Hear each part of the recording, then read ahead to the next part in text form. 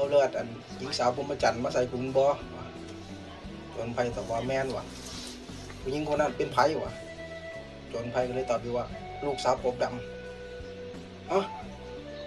ปอบดำมันบ่เคยมีเมียมันสิมีลูกได้จังไดวะมันนี่บักเชียงก็ลุกขึ้นสาวอันนี้ก็บักเชียงตายแล้วบัดนี้นะหอดเอาบักเชียงตายแล้วบัดนี้แล้วแม่ยิงผู้นั้นเป็นไผลูกสาวปอบดฮะเป็นไปบ่ได้บักดำมันบ่เคยมีเมียมันสิมีลูกได้จังไดำสาว